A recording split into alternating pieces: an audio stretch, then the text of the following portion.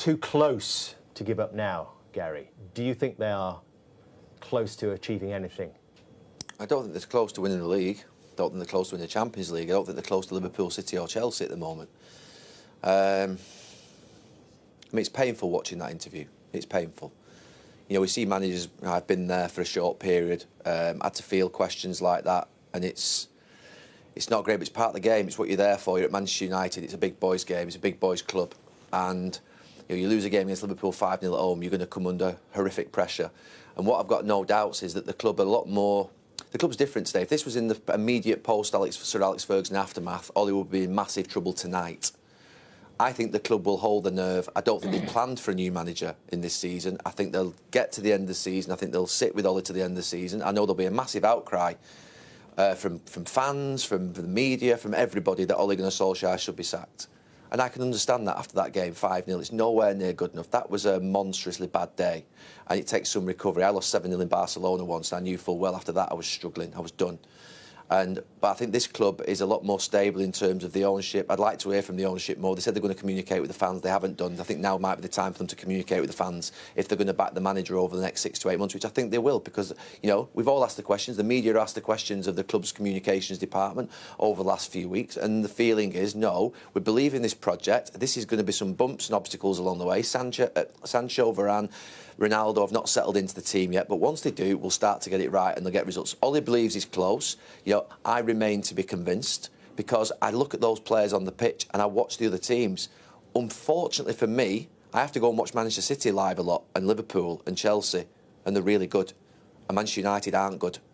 They're nowhere near as good. And I watched Crystal Palace on Monday night.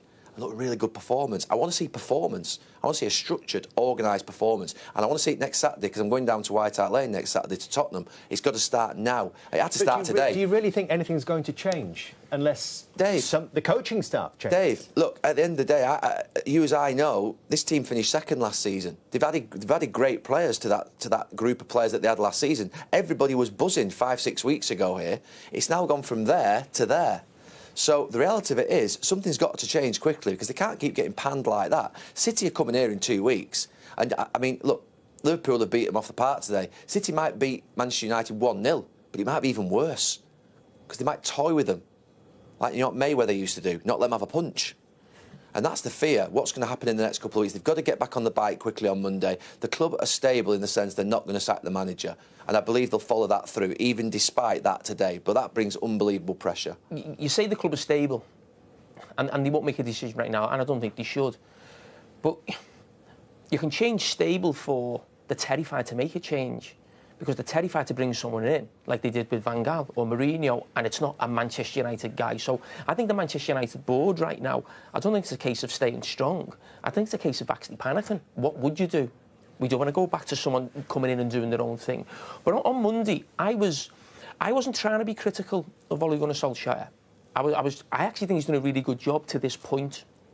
But right at this point now, to take on Klopp, Guardiola, Tuchel, Liverpool, Manchester City, Chelsea, they need a better manager. Now, I wasn't saying that in a disrespectful way, and I'm not saying it now on the back of that interview. I felt for Ole Gunnar Solskjaer there, managing a club he loves. That would be the darkest day in his football career. Forget his time at Manchester United, his career, and he'll never forget that.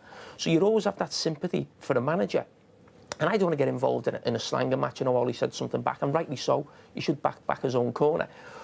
But this thing of asking for managers to be sacked, I'm not comfortable with saying that word sack, someone should go. But when we talk about Manchester United as a team, we're comfortable by saying Fred's not good enough or McTominay's not good enough and they need a new midfield player. So I don't feel too bad in terms of saying Manchester United need a better manager.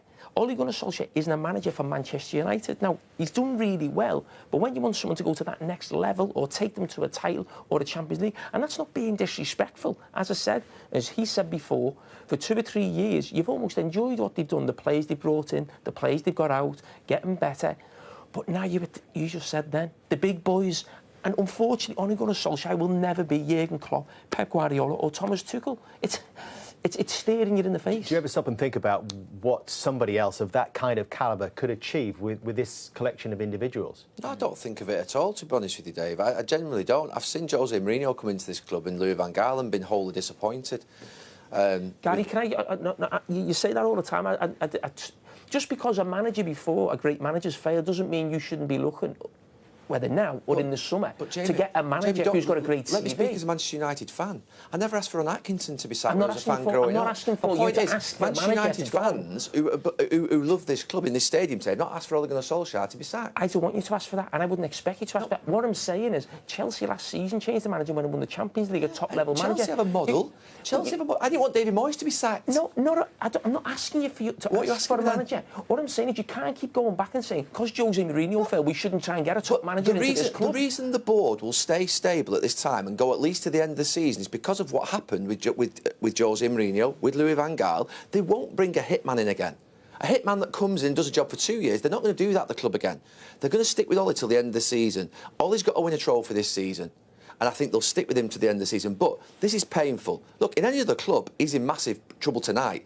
In any other, to be fair, part of Manchester United's recent history, maybe, he would have been in trouble. But because of what's happened with Van Gaal and Mourinho and the change that's happened, they're not going to do that now. But is that right because of what's happened in the past? How long are you going to keep going back to Van Gaal and Mourinho with managers now? Yeah, but my point is, Jose Mourinho was the best manager in the world when he came to Manchester United. He was the best manager in the world.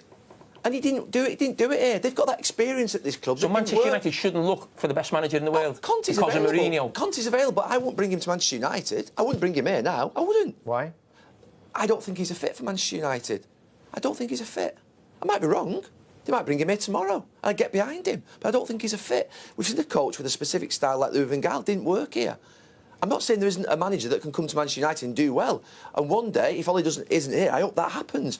But today, I personally feel a bit wrong to sack Ole Gunnar Solskjaer today of the experiences. I sacked a manager last season after 6 games. It was the wrong thing. It was the wrong thing to do. I should have waited to the end of the season and let it breathe. And I think that's what Manchester United will do.